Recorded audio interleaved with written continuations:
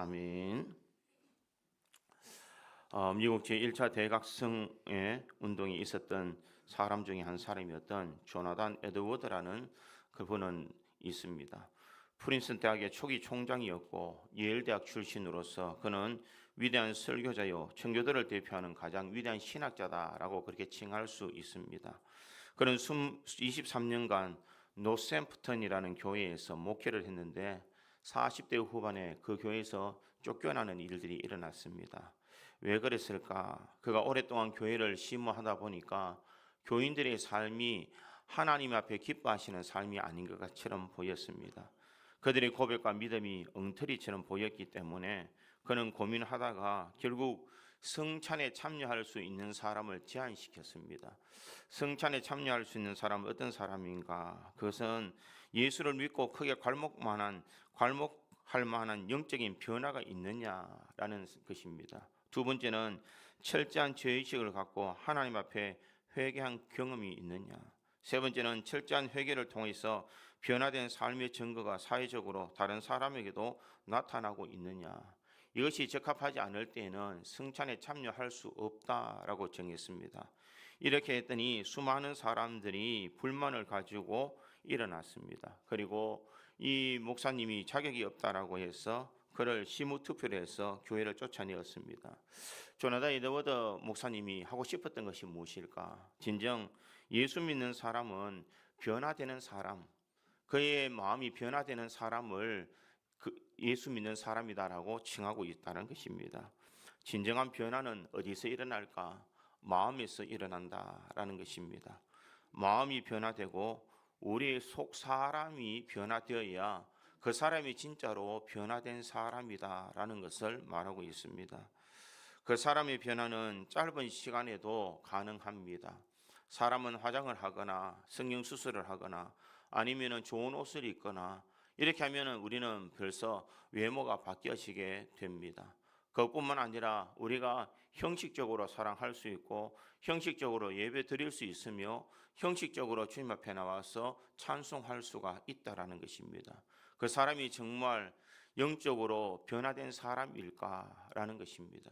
진정한 영적으로 변화된 사람이라는 것은 우리 눈으로 볼 수 못하지만 우리의 마음으로 변화되는 것입니다. 하루하루의 삶에서 내 마음을 가꾸는 듯이 매일매일 우리의 영적인 것을 가꾸고 내 삶을 바로잡고 믿음의 길을 달려가는 것이 진정 변화된 성도의 모습이다라는 것입니다. 외모는 바뀌지 않지만 내가 먹었던 마음이 내 중심의 삶에서 이제는 예수 그리스도의 중심으로 살아가는 것, 이제는 내가 원하는 삶을 살아가는 것이 아니라 주님께서 기뻐하시는 삶을 살아가려고 노력하는 것이 바로 변화된 사람의 모습이다라는 것입니다. 그러기에 믿음의 성도는 매일매일 우리의 마음을 가꾸어야 됩니다. 우리의 영혼을 가꾸는 사람, 그 사람이 진정 주님께서 기뻐하시는 사람인 줄 믿습니다. 보이지 않는 영혼을 가꾸는 사람, 보이지 않는 내면을 가꾸고 보이지 않는 마음을 가꾸는 사람이 진정 주님께서 기뻐하시는 변화된 인생의 삶을 살아가는 사람들의 모습인 줄 믿습니다. 나는 과연 겉모습을 가꾸는 사람이 아니라 내 마음을, 내 영혼을 가꾸고 있는 사람인가? 내가 예수님을 닮아가려고 매일처럼 예수님처럼 생각하며 예수님처럼 말하며 예수님처럼 내가 그렇게 살아가고 있는가라는 것을 점검해야 된다라는 것입니다. 누구나 주일이 되면 이 자리에 올 수가 있습니다. 누구나 찬양할 수 있습니다. 누구나 와서 말씀을 들을 수가 있습니다. 그러나 이 자리에 나올 때에 정말 내 마음속에 변화를 받아서 예수의 마음을 가지고 내가 이 자리에 나오느냐, 그것이 중요하다라는 것입니다. 형식적으로 외식적으로 나오는 모든 행동은 누구나 다 할 수 있는 모습입니다. 그러나 내 내면에 있는 마음, 내 영혼에 대한 이 가꾸는 마음이 없다면 우리는 이 예배가 온전한 예배가 될 수 없으며 하나님을 기쁘시하는 일들을 행할 수가 없다라는 것입니다. 사도 바울은 오늘 본문의 말씀을 통하여서 갈라디아에 있는 성도들에게 외치고 싶은 마음이 바로 이것입니다. 내가 정말 변화된 삶을 살았느냐? 정말 예수를 믿었다면 내 삶에서 정말 예수 그리스도를 영접했다면 너는 이와 같은 변화된 삶, 네 마음을 가꾸는 삶을 살아갈 것이다 라는 것을 말하고 있는 것입니다.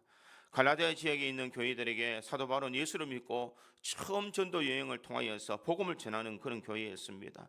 AD 47년경에 예수를 모르는 그쪽 지역에 가서 복음을 전하다가 루스드라라는 지역에서 바울은 돌에 맞아 거의 죽을 뻔했습니다. 그러나 그는 다시 깨어나서 다시 그곳에 들어가서 복음을 전하며 그는 이 자신의 아픔이 있고 고통이 있는 곳에 가서 교회를 세우게 됩니다. 사도 바울이 2차 전도 여행을 할 때에 그는 갈라디아 교회를 다시 방문하여서 디모데를 그의 제자로 삼게 된다라는 것입니다. 아마 자신이 전도 여행을 하면서 처음으로 교회를 개척한 곳이 바로 갈라디아 교회이기 때문에 그 어느 누구보다도 참 많은 관심이 있었습니다. 그런데 문제는 무엇이냐? 갈라디아 교회는 거짓 선생들이 들어와서 문제가 심각하더라는 것입니다. 예수 십자가와 부활의 복음으로 구원을 다 이룰 수 없다라고 그들은 가르쳤습니다. 그들은 구약 성경의 율법도 지켜야 되고 할례도 받아야 하고 또한 전통도 지켜야 되므로 사도 바울이 전하는 것은 다 거짓이다.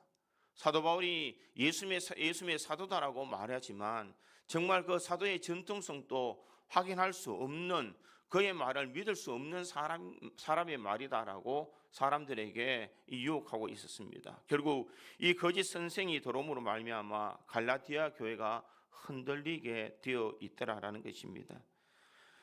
목회자의 입장에서 성도가 바른 믿음을 살지 못하고 흔들리며 말씀 앞에 굳게 서지 못하는 그 모습을 보면 참 마음이 아플 것입니다.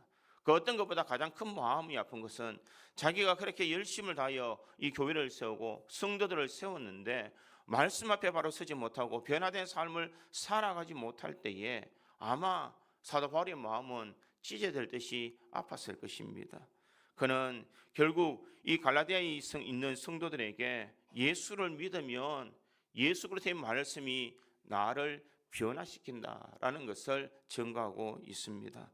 내가 변화되고 내가 바뀌어서 내가 신앙의 삶을 살아가는 것이 아니라 예수 그리스도를 영접하는 순간 예수의 영이 내 속에 있을 때에 내 삶이 바뀌어진다라는 것을 그는 말하고 있습니다. 우리가 어떻게 변화될 수 있을까? 어떻게 내 마음을 잘 가꿀 수 있을까? 그것은 내 속에 예수를 영접할 때에 주의 놀라운 역사가 나타나는 줄 믿습니다.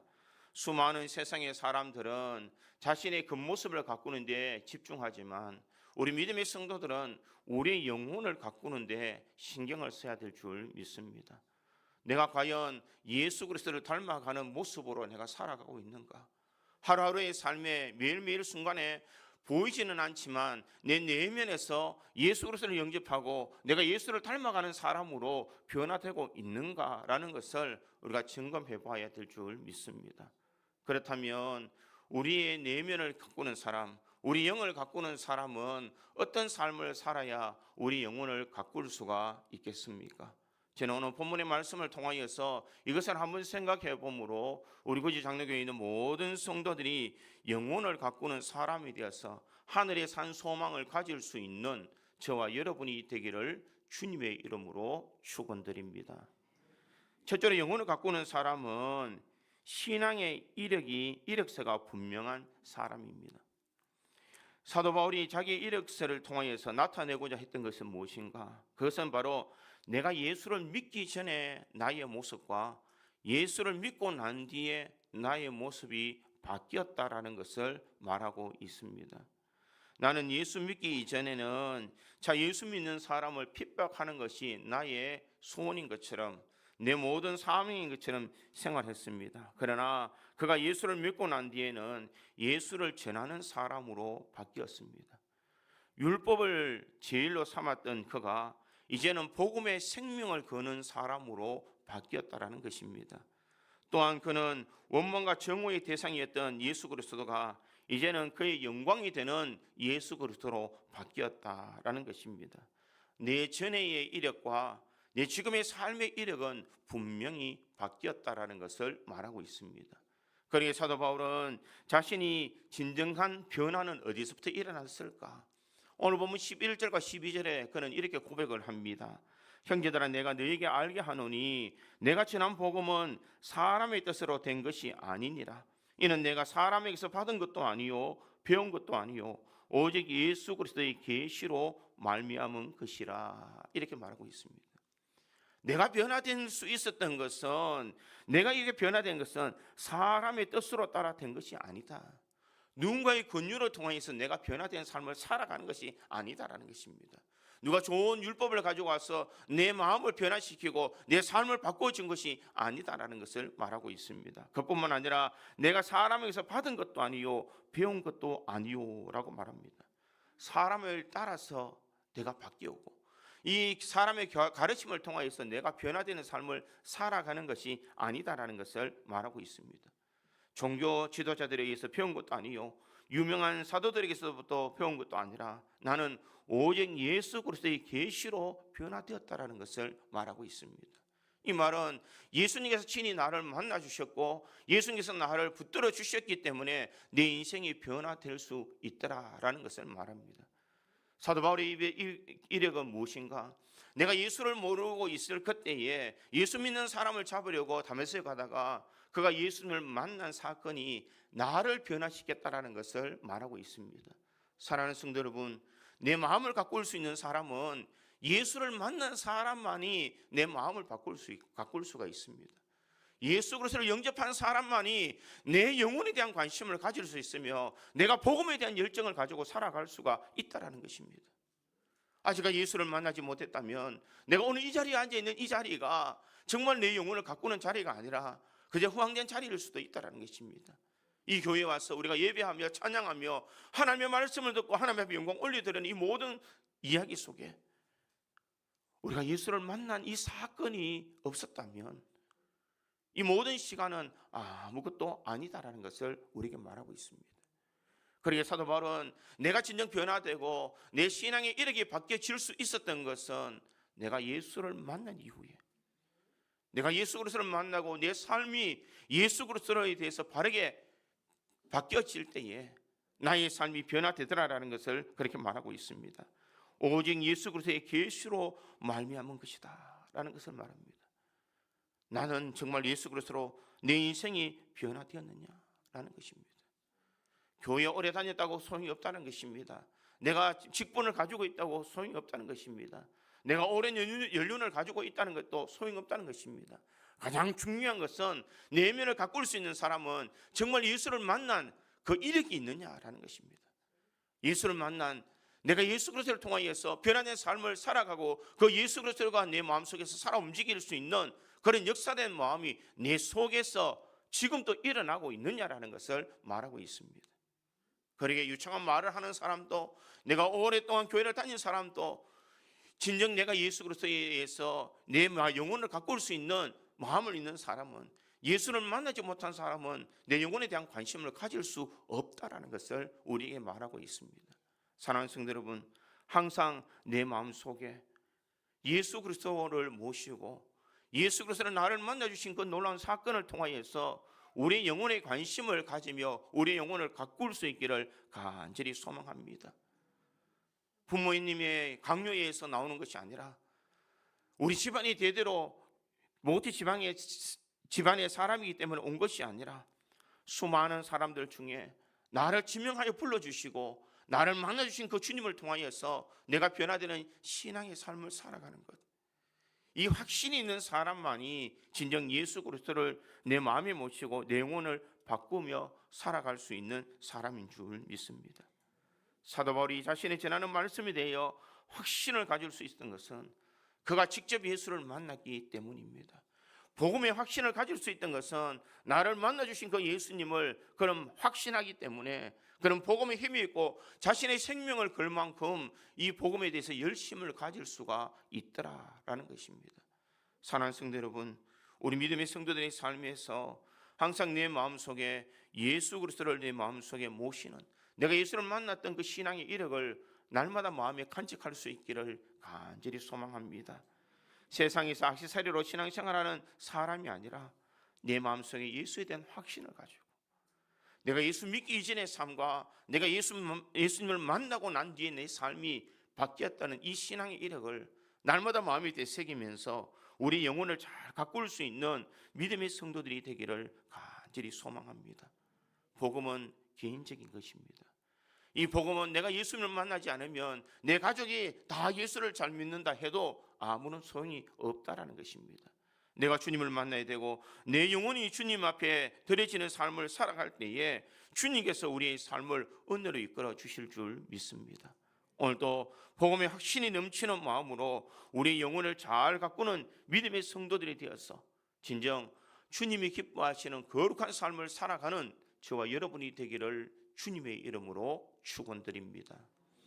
두 번째로 영혼을 가꾸는 사람은 하나님의 부르심을 따라 살아가는 사람입니다. 오늘 보면 13절과 14절에 보니 이렇게 기록합니다.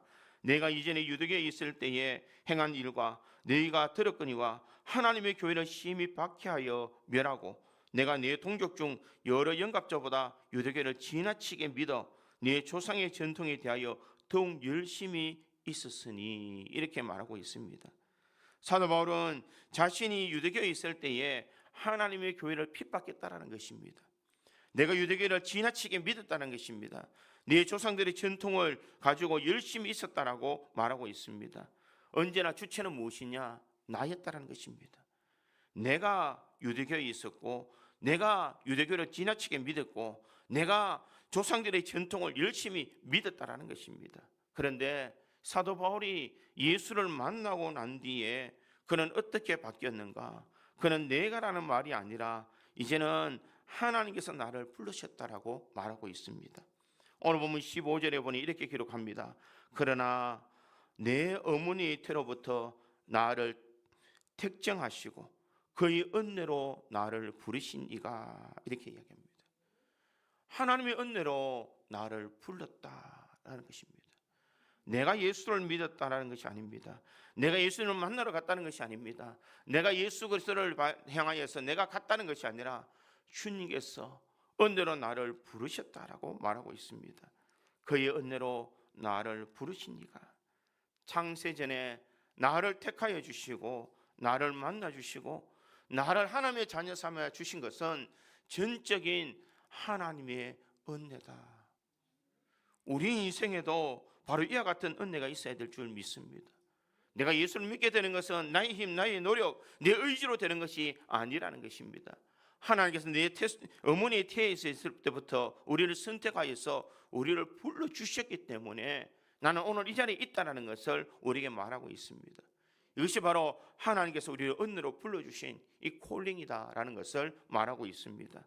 그러기에 하나님께서는 우리를 수많고 많은 사람들 중에 우리를 지명하여 불러주셨다는 것입니다.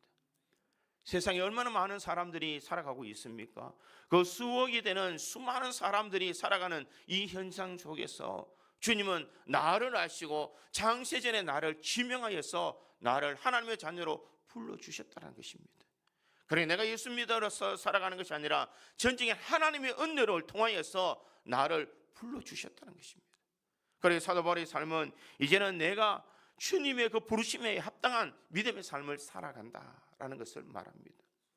나를 가꿀 수 있는 사람, 내 영혼을 가꿀 수 있는 사람은 하나님께서 나를 불러주셨다는 소명의식이 분명한 사람이다라는 것입니다. 하나님께서 나를 부르실 때는 두 가지 의미가 있습니다. 하나는 나를 구원으로 불러주셨다라는 것입니다. 예수 믿는 사람으로 나를 구원의 사람으로서 주님께서 나를 불러주셨다는 것입니다. 하나님의 계획 속에 예수 그리스도를 통하여서 십자가의 은혜를 통하여서 십자가의 대속의 은혜를 통하여서 우리는 죄사함을 받고 하나님의 자녀가 되는 은혜를 누릴 수 있는 것, 그것을 하나님께서 나를 불러주셔서 하나님의 자녀로 삼아서 내가 이와 같은 구원의 은혜를 누릴 수 있도록 만들어 주셨다는 것입니다. 또한 이 두 번째의 부름은 무엇이냐? 사명에 대한 부르심이다라는 것입니다. 우리에게 세상에 나가서 하나님의 말씀을 전할 수 있도록 하나님의 사명을 감당할 수 있도록 우리를 불러주셨다라는 이 부르심이 있다는 것입니다. 사도 바울은 자신을 향해서 나를 불러주신 것은 나의 구원뿐만 아니라 내가 이방의 사도로서 귀하게 쓰임받을 수 있도록 하나님께서 나를 불러주셨다라는 것을 말하고 있습니다. 나를 가꾸는 사람은 이 사명을 붙들고 살아가는 사람입니다. 하나님께서 나를 불러주시고 나를 굳이 장로교회의 성도로 살아갈 수 있는 은혜를 주신 것은 나에게 주시는 특권이지만 분명한 것은 내가 이 교회에서 행해야 되는 분명한 사명이 있다는 것을 우리에게 말씀하고 있다는 것입니다. 아무런 일도 없이 여러분들이 이 자리에 와서 그저 예배만 드리고 돌아가는 그 시간이 아니라 주님께서 나를 이곳에 불러주신 것은 첫째는 나를 구원해 주셨기 때문에 오늘 이 자리에 온 것이요, 두 번째는 이 교회에서 내가 마땅히 행해야 될 일이 있기에 주님께서 나를 불러주셨다는 것입니다. 그러기에 주님께서 나를 불러서 하나님의 거룩한 사명을 맡겨주신 것에 대해서 우리는 항상 우리 자신을 가꿀 수 있는 삶을 살아야 됩니다. 내가 사명을 감당하기 위해서 세상 사람들과 동일하게 살아가면서 내가 사명을 감당할 수 있는 사람은 아무도 없습니다. 세상과 구별되는 거룩한 삶을 살아야 됩니다. 내가 사명 감당하기 위해서는 누구보다도 기도의 삶을 열심히 살아야 됩니다. 내가 사명 감당하기 위해서는 누구보다 열심히 주님을 사랑할 수 있는 마음이 나에게는 있어야 된다는 것입니다. 주의 몸된 교회를 사랑할 수 있는 사람은 주님이 받은 그 콜링이 분명하지 않으면 이 교회를 사랑할 수가 없다는 것입니다. 세상의 친목 단체처럼 이곳에 와서 즐기고 이곳에 와서 놀면서 이곳에 와서 친구나 사귀면서 살아가는 것, 이것은 하나님의 그 부르심에 합당한 삶이 아니라는 것입니다. 주님께서 나를 불러주셨다는 것은 내가 이곳에 와서 주의 몸된 교회를 위해서 헌신하며 충성하며 주의 복음을 위해서 내가 최선을 다하여 살아갈 수 있는 이 사명을 가지고 있는 것, 이것이 바로 우리가 영혼을 가꾸며 하나님의 사명을 감당하는 일이다라는 것을 말하고 있습니다. 사랑하는 성도 여러분, 사람은 처음에 열심을 가지고 처음 주님께서 나를 불러주셨다는 그 은혜와 감격을 가지고 살아가지만 인간은 망각의 동물이라 시간이 지나면 그 사명을 자꾸 잊어버리는 것이 문제라는 것입니다. 나를 구원해 주셨다는 그 주님의 십자가의 은혜도 우리는 잊어버리고 살아가는 것이 문제라는 것입니다. 그러기에 우리는 우리 영혼을 잘 가꾸기 위해서 하나님이 나를 불러주신 것을 기억하고 나에게 맡겨주신 사명이 무엇인지를 우리가 명확하게 우리가 확신하며 살아가야 된다는 것입니다. 우리 신앙에 이런 원칙이 없다면 우리는 세상을 바르게 살아갈 수가 없는 줄 믿습니다. 나를 목사로, 장로로, 권사로, 집사로, 성도로서 여러분들을 다 불러주셨다면 그에 합당한 하나님의 사명을 분명히 주신 줄 믿습니다. 목사가 목사의 일을 하지 못하고 장로가 장로의 일들을 감당하지 못하며 권사가 권사의 일을 하지 못하며 집사가 집사의 일을 하지 못한다면 이 사명을 가지고 살아가는 사람이 아니라는 것입니다. 그래 끊임없이 우리는 우리 영혼을 가꾸는 삶을 살아야 됩니다. 그 모습만 목사요, 그 모습만 장로요, 그 모습만 권사요, 그 모습만 집사가 아니라는 것입니다. 내가 그에 합당한 내 영혼을 가꿀 수 있는 내 사명을 부여잡고 그 일들을 감당할 수 있는 믿음이 내 속에 있는가라는 것을 점검해야 될 줄 믿습니다. 항상 우리는 나약해질 수밖에 없는 존재입니다. 날마다 우리가 그것을 꿰치지 못한다면 우리 영혼을 제대로 가꿀 수가 없다라는 것입니다. 주님의 사명을 잊어버리고 힘들고 어렵다라는 생각만 가지고 왜 나만 그 일을 해야 된다는 생각만 가지고 살아가는 것이 아니라 주님께서 수많은 사람 중에 나를 불러주시고 나를 하나님의 자녀 삼아주셨다는 것을 기억하면서 감사한 마음으로 그 일들을 감당해야 될 줄 믿습니다. 주의 사명을 감당하다 보면 때로는 힘들 수도 있습니다. 때로는 어려울 수 있습니다. 때로는 오해받을 수 있습니다. 그러나 중요한 것은 내가 그럼에도 불구하고 내 사명을 가지고 있느냐, 내 영혼을 가꿀 수 있는 이 사명을 내가 부여잡고 살아가고 있는가라는 것을 우리가 생각해야 될 줄 믿습니다. 그러기에 사도 바울은 자신의 일생을 이렇게 고백합니다. 사도행전 20장 24절에 내가 달려갈 길과 주 예수께 받은 사명 곧 하나님의 은혜의 복음을 증언하는 일을 마치려 하면은 나의 생명조차 조금도 귀한 것으로 여기지 아니하노라. 자신은 날마다 달려갈 길과 주 예수께 받은 사명을 감당하기 위해서 살아간다는 것을 그는 고백하고 있습니다. 사랑하는 성도 여러분, 우리 믿음이 해지지 않도록, 우리 믿음이 연약해지지 않도록 우리가 주님께 받은 사명을 날마다 점검하며 우리 영혼을 가꾸어야 될 줄 믿습니다. 진정 주님께서 나를 위해서 요구하시는 것이 무엇인지, 수많고 많은 사람 중에 나를 선택하여 주시고 나를 굳이 장로교회에 보내주셨다면 이 교회에서 내가 주의 귀한 사명을 어떻게 감당해야 되는지를 우리가 생각하며 살아가야 될 줄 믿습니다. 마치 시간을 때우는 것처럼 한 시간의 예배를 드린 것처럼 내 사명을 다 감당했다라고 내가 하는 일을 다 했다고 나는 예수 믿는 사람이라고 고백하면 누가 살아갈 수가 있겠느냐는 것입니다. 그런 생각을 접어들고 우리의 삶이 주님께서 기뻐하시는 삶을 살아갈 수 있도록 사명을 놓치지 않는 삶을 살아가기 위해서 하나님께서 나를 부르심의 그 콜링에 따라서 우리 자신을 날마다 점검하며 우리 영혼을 가꿀 수 있는 믿음의 성도들이 되기를 간절히 소망합니다. 내 영혼을 믿음으로 잘 가꾸고 맡은 본분을 잘 감당할 때에 교회가 교회답게 세워질 수가 있는 줄 믿습니다. 이 구지 장로교회가 하나님이 기뻐하시는 교회로 세워져 나갈 수가 있는 줄 믿습니다.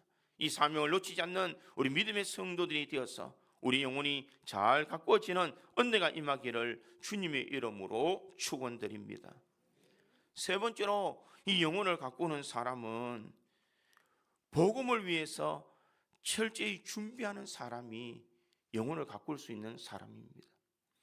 사도 바울이 예수님의 복음을 믿고 난 뒤에 그는 예수님께서 나를 불러주셨다는 확신을 가지고 있었습니다. 그러나 자신이 이 복음을 받았음에도 그는 처음부터 이 복음 사역에 뛰어들지 아니했다는 것입니다.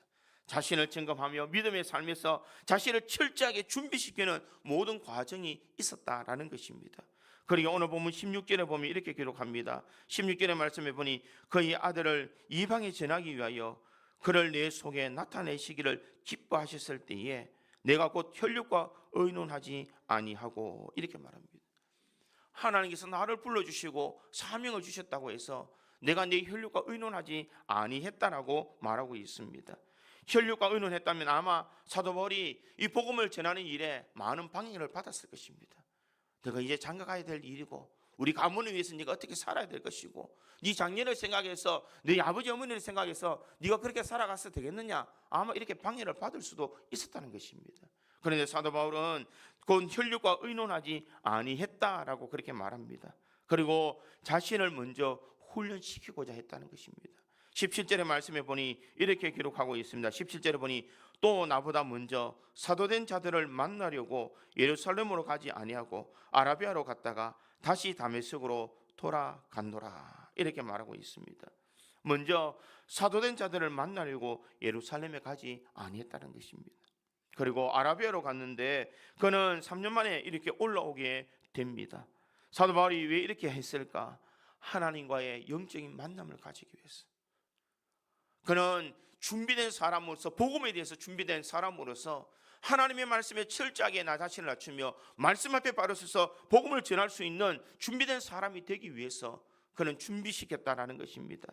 그는 분명 하나님의 계시로 부름을 받았던 사람입니다. 그런데 자신을 어떻게 준비시켰을까? 혈육과 의논하지 않고 다른 사도들의 영향을 받지도 않고 개인적으로 하나님과 깊은 영성인 교제를 통하여서 그는 사역을 위한 준비를 행했다라는 것입니다. 그러기에 이 복음에 대한 확신을 오늘 보면 18절에서 21절은 이렇게 기록하고 있습니다. 그 후 3년 만에 내가 게바를 방문하려고 예루살렘에 올라가서 그와 함께 15일을 머무는 동안 주의 형제 야고보 외에 다른 사도들을 보지 못하였노라. 보라, 내가 너에게 쓰는 것은 하나님 앞에서 거짓말이 아니로다. 그 후에 내가 수리아와 길리기아의 지방에 이르렀으니 이렇게 말하고 있습니다. 3년 동안 수제자 베드로를 만나려고 했지만 이 베드로를 만났지만 그가 하는 일은 결국 그와 함께 15일을 머무는 동안에 그는 사도에 대해서 영향을 받지 아니했다는 것입니다.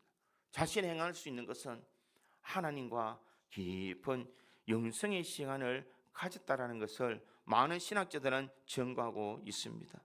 그리스도 안에 있는 유대교인들에게서 자신에 대해서 복음을 전하는 일을 감당하기 위해서 그는 끊임없이 말씀으로 준비하고 있었다는 것입니다. 사랑하는 성도 여러분, 우리가 신앙생활을 제대로 하려면 우리가 하나님을 제대로 알아야 됩니다.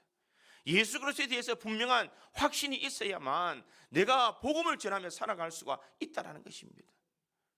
내가 복음에 대한 확신이 없고 내가 예수를 만난 사건이 없는데 어떻게 복음을 전하며 살아갈 수가 있느냐는 것입니다.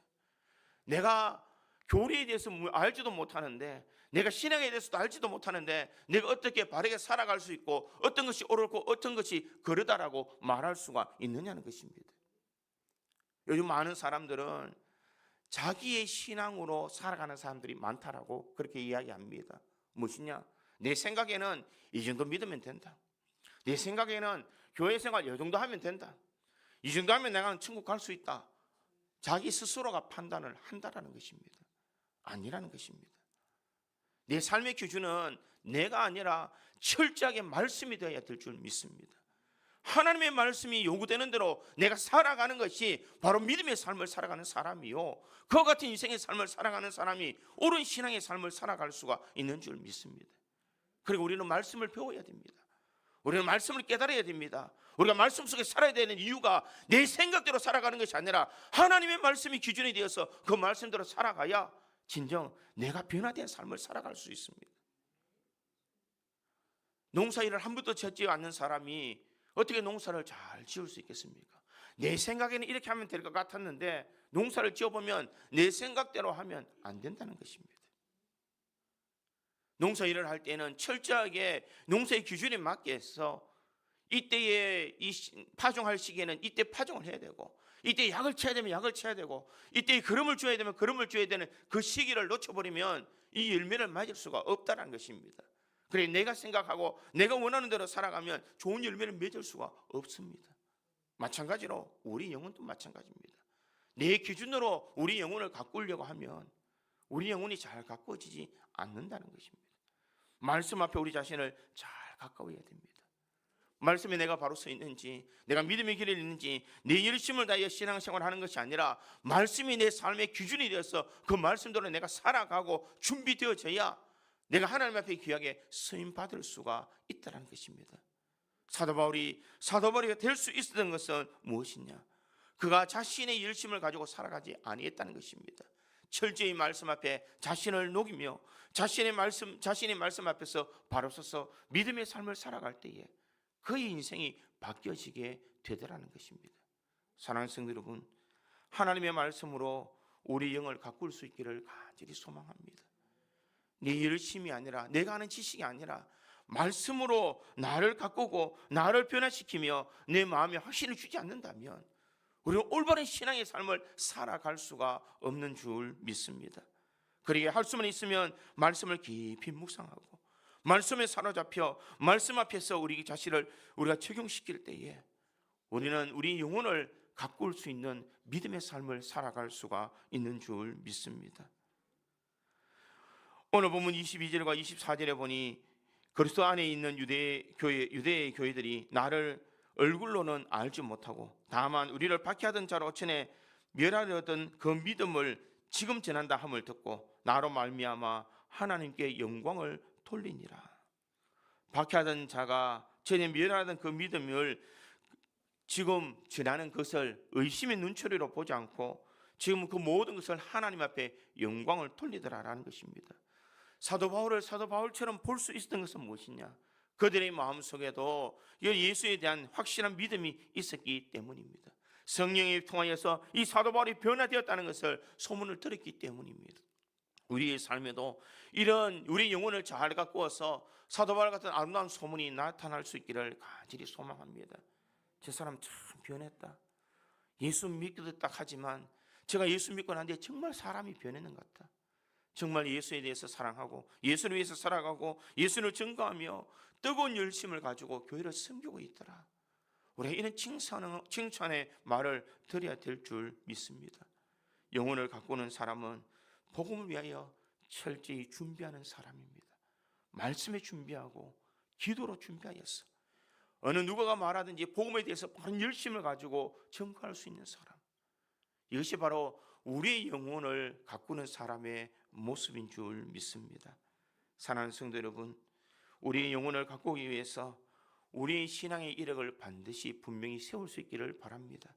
예수 믿기 이전의 삶과 예수 믿은 후의 삶을 반드시 구별하며 모든 사람에게 예수 믿으면 변화된다는 것을 증거할 수 있는 사람이 되기를 바랍니다.